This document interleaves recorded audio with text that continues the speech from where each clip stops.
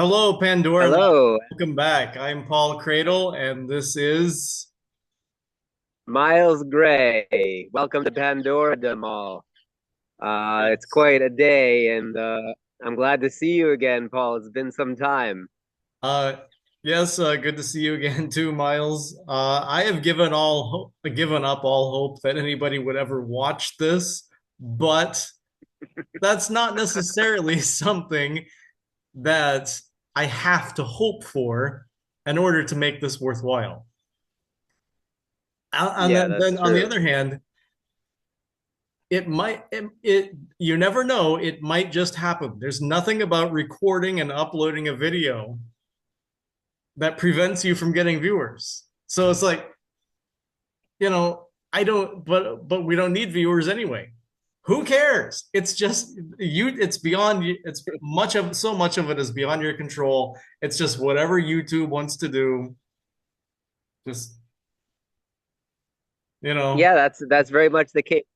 I haven't given up hope, and I believe that it's something that may take time, and honestly, what attracts me is the idea of having at least a cult following of some kind. Oh, that could be. Uh, doesn't, You don't it doesn't necessarily have. want to blow up, right? You don't necessarily want tens of thousands of views, maybe a reliable Yeah. thousand or Yeah, I even a mean, few yeah, hundred. absolutely.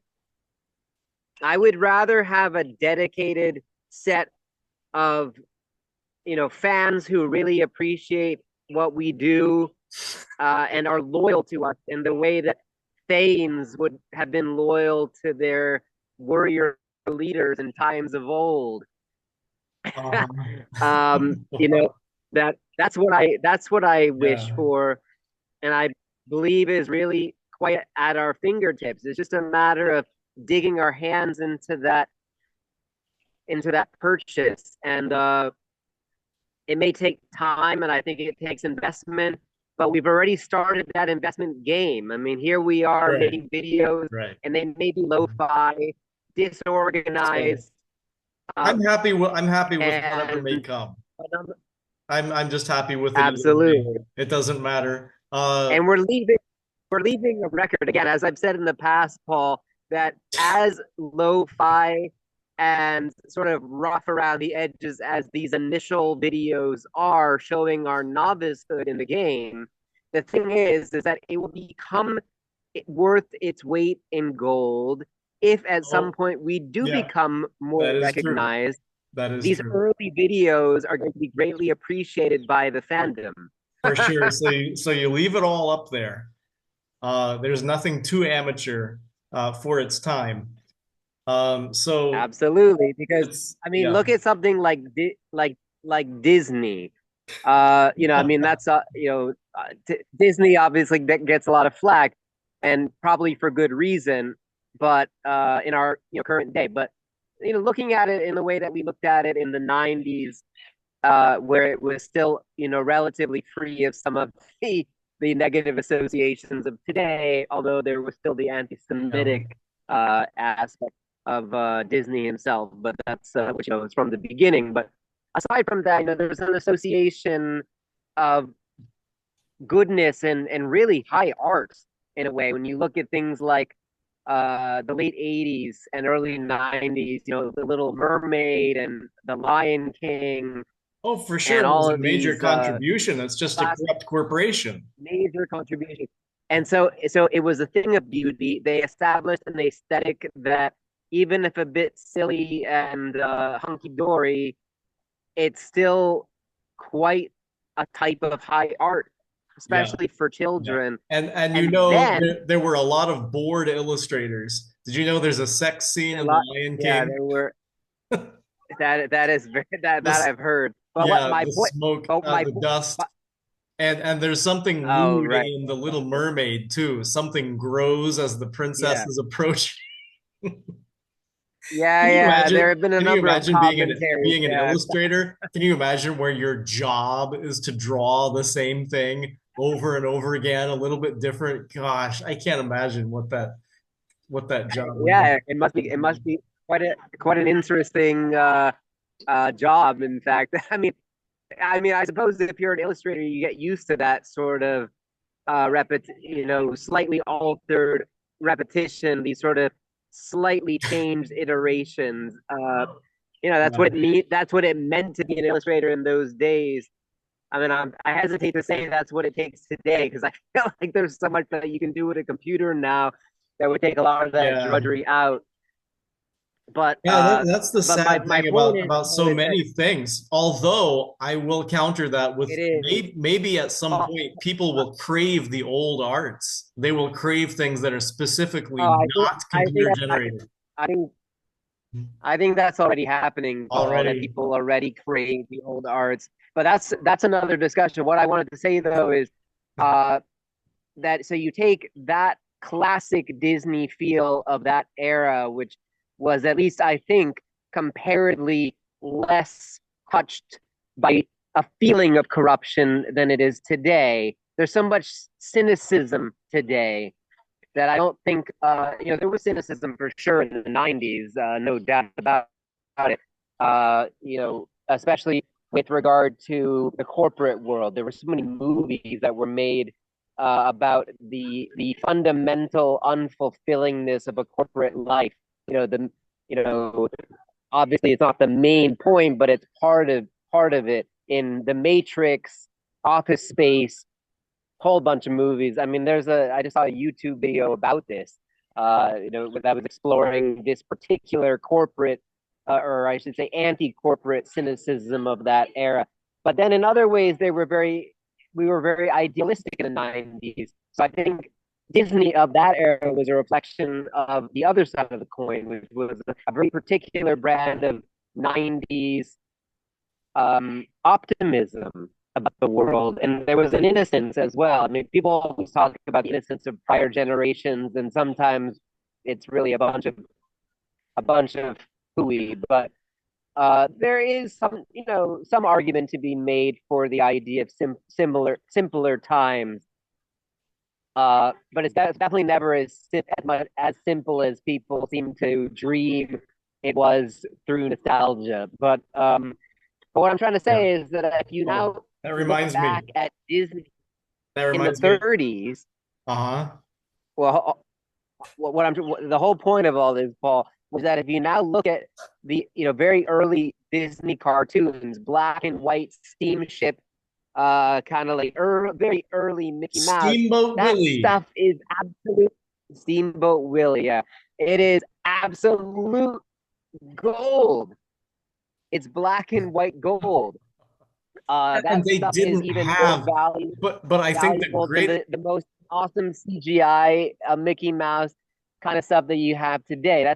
It's so brilliant, and yeah, in fact, and it's so authentic. as a collector's item, it's so Mhm. authentic. And truly, as the generations go on, it will become more and more uh, valuable. In the same way that when you Yeah. go on all those antique shows where people come in and they are completely flabbergasted.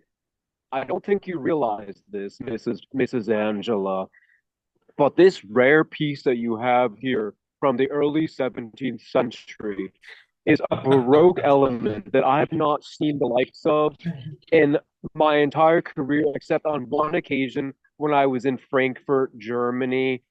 You have no concept of what you have here, Mrs. Angela. I would say that this item is I would say, worth anywhere between 500 and $700,000. Oh my god! Oh my god! And Mm, like if you've ever, I'm obviously being a bit over the top, but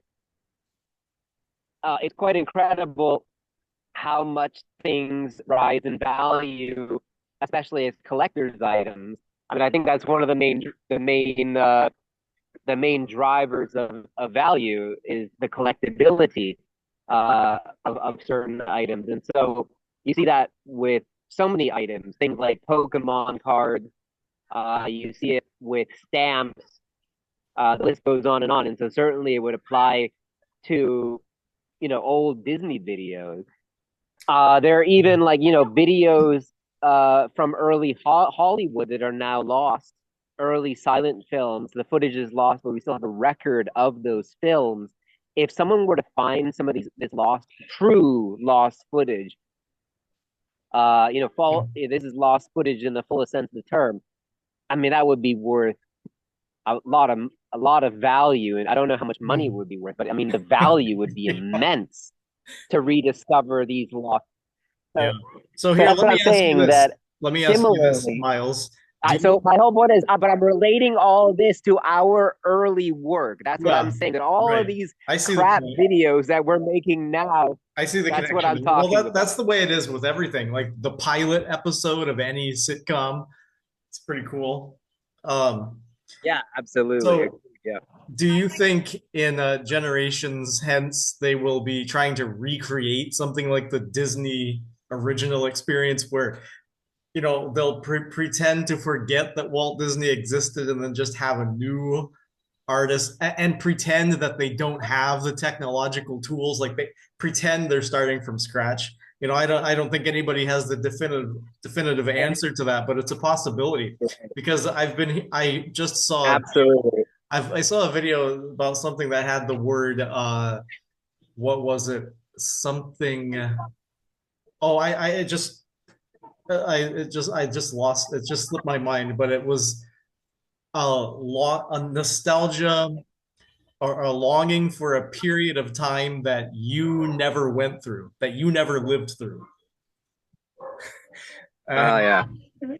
Interesting. and and so they're saying that and there was a word that started with an AM. I'll have to look it back up. I forget.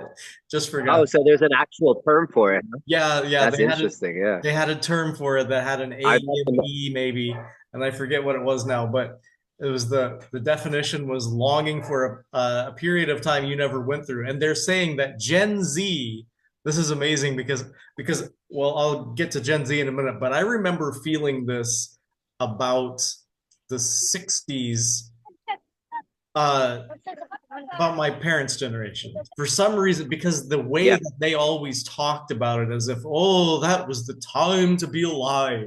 It was like the boomers Yeah. presented this as though this Yeah. period of time was the only time anyone ever really felt something, and everyone else since then has just been deprived of real living.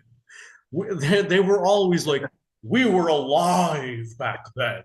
But it was like the times were I feel bad. so much better for people in their 20s then that there's just no comparison. It's like, of course, they felt more alive. Cars and houses were cheap on a restaurant job. But anyway, getting back to Gen Z, they're saying Gen Z is now feeling this for the 90s that they didn't, Uh, or maybe, which is such a yeah, for the 90s. Yeah, Gen Z was not born in the 90s, or some of them were it's pre very some of them were born in the 90s. See, the thing 97 is that Gen Z is already not the last generation. The most recent generation is alpha. it's alpha or something. Is that right? Yeah. Uh, I can't track of, but so that's the thing. Gen Z themselves are already becoming old heads. Oh They're no yeah, longer yeah. there. See, there were people who thought of who it was so ingrained that the millennials were the young new people who ruined everything, that they were still Yeah, yeah. calling people millennials when the Go millennials had millennials. aged quite a bit. They were like they thought that millennial just meant like the millennials were frozen in time at the stage where everybody hated the crap out of them because they were ruining everything. Yeah, They had no work ethic. But but then they aged out of so, that. They're so that's still like us though, right? I'm still an older I'm one of the oldest millennials. You're almost you're one of the older millennials. I'm probably the oldest of them.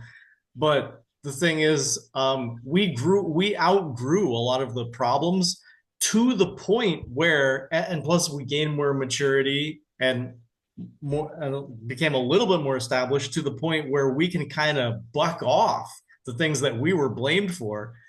as a because but I That's think in it's a lot of it is very but it's because Gen Z saved us. Gen Z, see, when they were blaming the millennials for mm, everything, it was not yet established how bad it really was for us.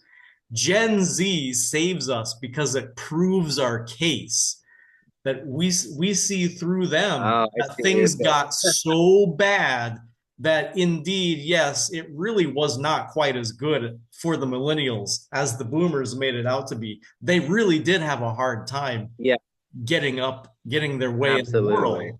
But it takes about, I And they guess it still takes haven't about found it. I 10, mean, it's 15, a very 15, tough 20 years. situation. It takes years, I'd say 2 decades. It takes a whole generation before anybody can realize, oh yeah, you didn't really have it that good. Because we grew up in the time where That's absolutely right. I mean, like we grew up another watching this, issue though, The Simpsons, and we didn't think anything of Homer yeah, being we a did. stupid guy supporting a family of four, but or five No, of people. course not. I mean, I will say, I mean, the thing is, I think a lot of it though is a change in values and a change in in sort of moral compass. The ideological shift is just simply immense between even being a millennial versus Gen Z.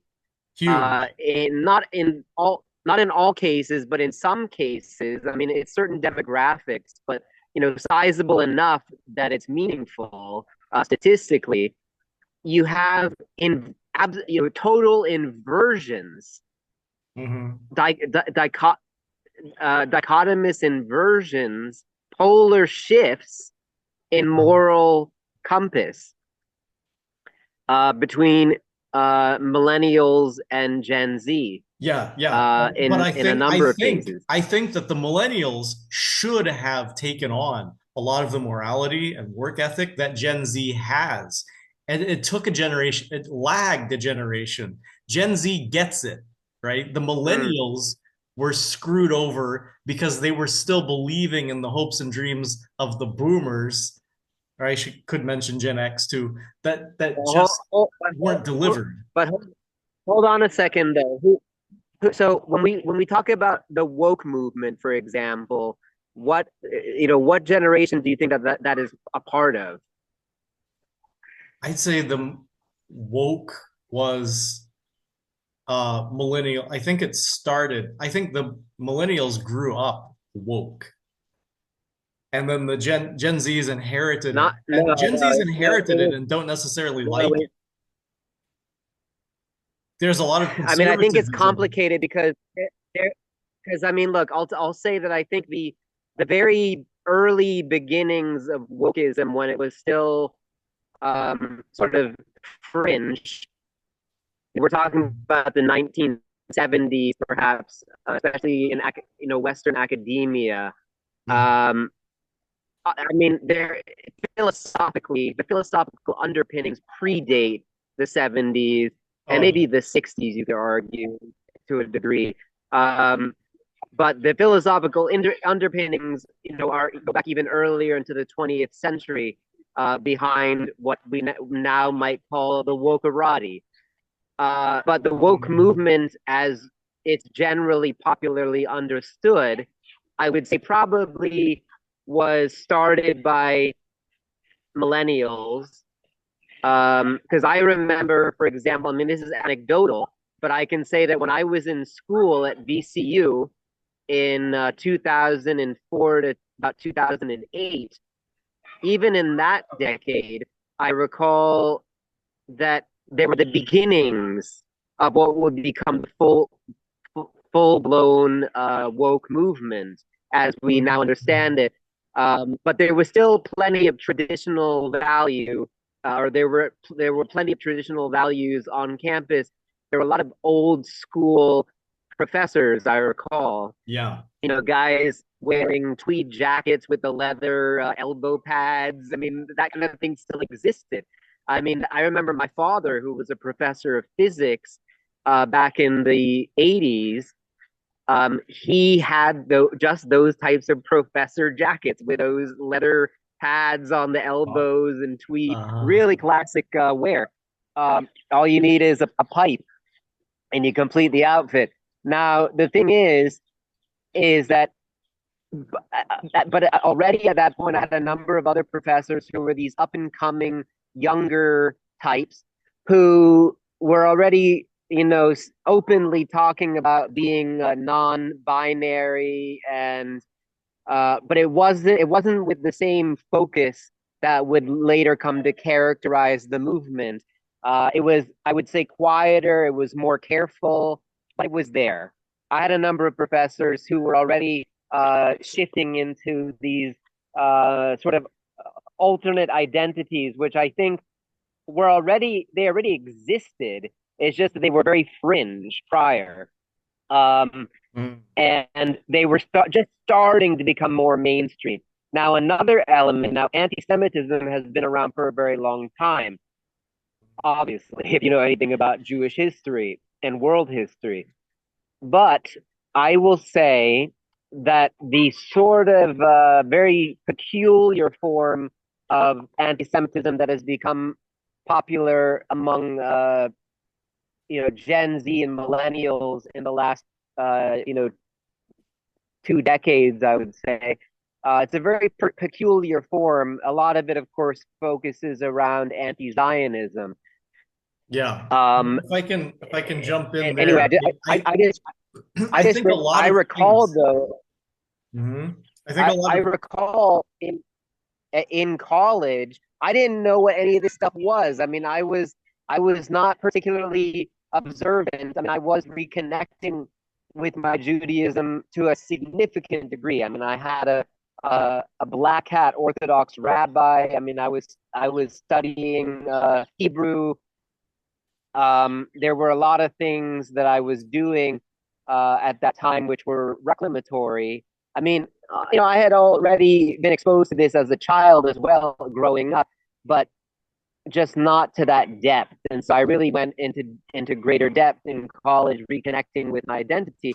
But even when I was barely marked, you could say, where it was not so apparent that I was, quote, a Jew, unquote, although people seem to have Judar, nonetheless, I was harassed relentlessly. I mean, I remember during all kinds of things like Israel Apartheid Week, which is just a shanda and a shame. Uh, it was like a gauntlet. I recall. I mean, I was already wearing a kippah at the time, or that is to say, a Jewish skull cap, and I was walking down the quad, and it was like going through a gauntlet of all of these far left protesters who were like, "Oh yeah, Israel's an apartheid state," and all this nonsense. Which again, I live here. I have studied the history in great depth, looking at primary sources. I also have studied what is happening now in great detail, and I try to be as fair as possible. Israel is not perfect, but the claim of apartheid is just simple libel. It is yeah. simply false. Well, let me present you Now, now, two possible well, explanations. what I want to say is, but just a second, Paul. As far back as 2010, I was walking the gauntlet, and these people are harassing me from all sides, saying, "Oh, it ranged. There were people calling me Christ Killer. There were people, there were people saying, "Oh, you're complicit in genocide, in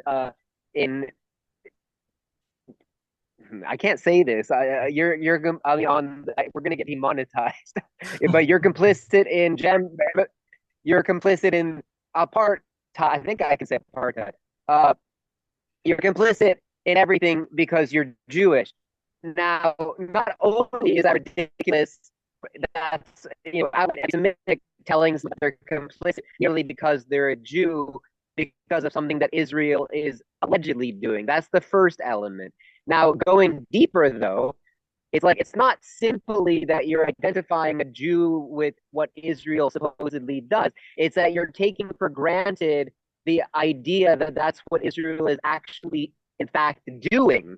But the grand majority of what these anti-Israel activists claim about Israel's actions are simply false. Right. they are they are exaggerated, they are taken out of context or decontextualized, and I can demonstrate this pretty much fully, in text. I mean, it's like that is to say, in essays and tell-alls. I mean, Okay. this is Well, let this me takes run a this bit of past you, muckraking. Miles. Do you think maybe with Yes. the urban monoculture and the erosion of traditional conservative values in America that have made people literally lose their religion, do you think maybe here's my Yeah. hypothesis, possibly the erosion of Christian values in America have made people turn anti-Semitic because, in a way, they're jealous of people who do maintain a religion. And so so we Yeah. lost something during wokeism. So this might sound paradoxical, but a stronger Christian country might be more tolerant of Jews among them than the urban monoculture that has been eroded I think it through depends. wokeism It depends on the type. I mean, I would say that a in strongly general. evangelical America Well, as it would relates, definitely but be as it relates to the as it has rise of been. as it relates to the rise of the anti-Semitism that you've seen, maybe it's because their values have been eroded to the point where they I just mean, don't feel like it's very they have complicated. their It's own. on the one hand, Paul. On the one hand, Paul, having the namesake of Paul on the topic of Christianity here. Um, Now, the thing is that it depends. I mean, Christianity has a very difficult and long and storied relationship with anti-Semitism and Jews. Now, Well, yeah, there's always one major something issue more is that to it, you know. There's I mean, always I something mean, more complicated I that will you say, would know about and I don't, but it's just in well, no, general. but it's not even that. It's not even that, Paul. It's just that it's an important contextual note that has to be understood. You can't understand. Nobody can Okay. understand it without knowing these basic facts. And that is to say that number one, just like Islam, later Christianity is essentially an outgrowth of Judaism. That obviously Christianity was founded around Yeah. Yushka or Well, Jesus was a Jew, and right? He was called the King of the yes, Jews. correct. Yes, he despite the, yeah, I mean that's what he's been called. Obviously, that's not accepted by Jews, but that's what he's Oh, called among Christians. Yes. yeah. Well, I mean, you understand that Jews don't consider him to be king of the Jews, right? Well, he was. Well, I think that was a pejorative then. It was only meant as a pejorative. I don't think they actually Yeah, accepted it. but as a pejorative or not, it was not accepted by the Jews of the time. Right, Of course, I mean he right, was right. because at the time he was considered to be he was basically enacting rather heathenish what's the word I'm looking for here I can't think of the word in English. It's all in Hebrew. What do you how do you say that in English? Not heathen, but I can't Heretic, think of the word. heretic. Uh, Um, Yeah, heretical. Yeah, thank you. Yeah, like heretical strains. I mean, some people have identified him with the Essenes. We don't know for sure. But in any case, he was one among many messianic claimants during that time. I mean, there were many hundreds in that era, at least. It was kind of in at the time, and he was one of right. many. Now, in any case, I'm not trying to get into that though for the moment. The main thing I'm trying to say is that Christianity very obviously is an outgrowth of Judaism. It was born of Judaism. Islam as well. I mean, Islam is very syncretic, so it also has strong elements of pre-Islamic Arabian paganism and also various forms of Christianity that were practiced in the Arabian Peninsula at the time. In the about in earlier eras. I mean, we're talking about you know the 6th century common era. So the thing is, obviously, which is after the founding of Christianity, which is roughly 2,000 years ago, right? Now, Judaism predates both, but both of those they follow Judaism in the so-called Abrahamic tradition. Hmm. So that's one element that we need to understand when we're looking at anti-Semitism. Now, another element is so on the one hand, Christianity has a very long and storied history, especially the Catholic Church, with regard to its treatment of the Jews in Europe If you really ask me, during the Middle Ages.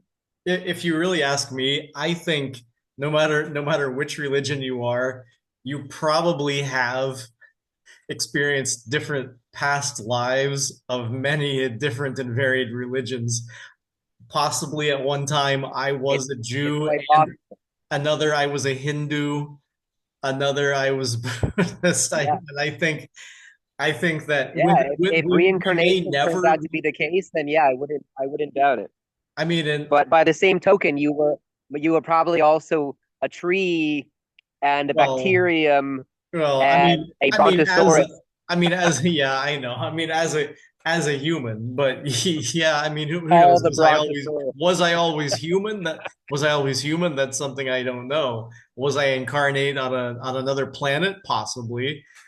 Um, The other element is it also presumes that there is an indivisible soul because I mean, if we just go by pure science, we can say there is something like reincarnation that we can already say is the case. On the level of atoms, for example, I mean, you can say that the atoms that make you up at this moment, via molecules and so forth, going up the chain of macrocosm, or not macrocosm. Sorry, oh yeah. yeah, well, the macro scale.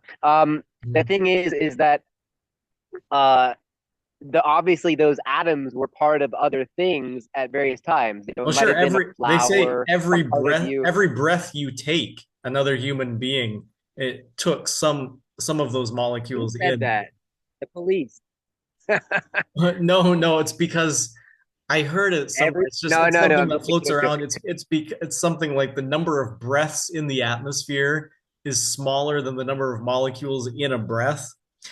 So I mean that's what they base it on. Oh, But the thing is, I'm not really yeah. sure that all of the air has do you think all of the air on the earth has been breathed by a human at one time? That's the one thing I'm not sure about because yeah, I don't know. Because Well, it depends on what you mean because air is it not the case that air can form and reform though? Because like let's say, well, every well, time you that's burn the thing some, though like because if you burn organic material, most of the smoke, any of the yeah, gases that are but then it released gets it gets. were at one Wait, what time do you air. mean by air? You're talking about oxygen or like the Oh, full amount breath of air that you take in with all the elements yeah, or all the molecules. air is like just the atmosphere. Like it's like 70% nitrogen or something like that. How Okay, so well, that's the thing though, because if you take a breath, you've already changed the composition of it, though. It's not something else when Oh, you oh exhale. no, no, it's assumed that when you take a breath, you take just a uniform composition, just a composite of everything that's out there. So the proportions remain the same. You don't extract anything. I Oh no, no, but you're right. The whole purpose of breathing is to extract some things and exhale others. So yeah, you are and but right. When but you no, but breathe, no, you but check do this out. take in We oxygen. also but, but we also have astral matter, Astral like matter. small astral bodies, like meteorites and things like that that hit the Oh, Earth. astral. They have trace amounts. Well, asteroids are one form, but they're also meteorites. They're all kinds of small Okay, so particulate matter of different kinds. correct, the composition of But the atmosphere let's say changes. they're carrying trace elements of various um elements Yeah, that yeah, would already add to the air that we already have, and then yeah, it would cause it to yeah. become Yeah, the case that people had not breathed every air that's absolutely correct. breath of They air. say there's some error in carbon dating that could make things way off Yeah. because of the amount of carbon. 14 or something. I'm not sure, but maybe it had something to do with space, or I'm not sure what that story was, but they're saying dates could be off It's thousands of years depending on how accurate that was. They assumed it was just perfectly accurate, but they didn't consider that, like you said, right, the right, composition of the right. atmosphere might change. Um, Well, but it's not just that. It's also volcanoes, that, geological shifts, yeah, all gosh, orogeny, all of these things. All of these things. If they release gases that are trapped in the earth or were trapped, and we don't know how long they were trapped, and then they become part of the atmosphere thereafter, that already changes the equation yet again. So that together with space matter that is entering the atmosphere at any given time in small amounts, trace yeah, amounts, it's literally it already just proves the point that it's not the case if you want to be a stickler about it.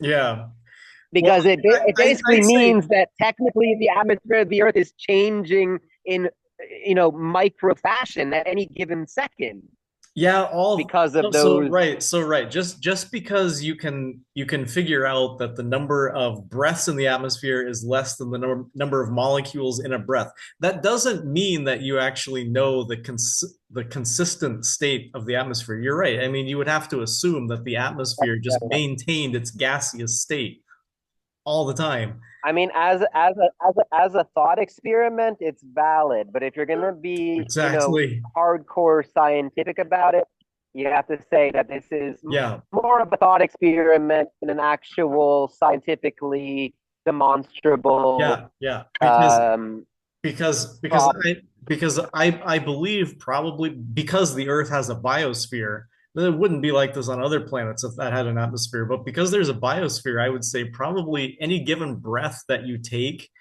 will, in time, be stored in organic material, and it won't be part of the atmosphere anymore. I mean, technically, when it goes into your Yeah, blood, it's not in gaseous state anymore. So the whole thing is just it's more complicated than what they it's a said. very it's very problematic. It's basically it's a complete oversimplification in any case. It's That's so for sure. it's an interesting factoid, but and it may be true, but it's just, in what sense is it true? I don't Well, know. I mean, it's true in a certain limited sense, but it's not actually true.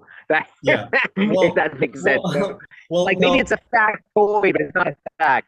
Well, so You certainly know? you know that all of your body composition was in food at one time. Certainly, right? So you are made of food, except for maybe one small part of you, maybe still from your mother's egg. But in turn, where did she get it? So, I mean, probably every Yeah, single, it's a mind-boggling. It's utterly mind-boggling. yeah, It truly is. but I mean, in the end, does it really matter where each individual atom came from? Because actually, an atom is indistinguishable by definition from every other atom. So I don't know what's the meaningfulness of tracking a single one. It's just, it's interesting, I guess. I mean, it kind of, You know that the Jewish writer and Holocaust survivor Primo Levi, he wrote actually a book or a story. I read it a while back. oh, we have less I than a don't minute. remember exactly, but he traces the sort of long story of something like an oxygen molecule or something, and he just traces its whole story. It's really quite fascinating. Um, so I recommend our Pandora knots and you, Paul, too, to give it a read. Primo Levi.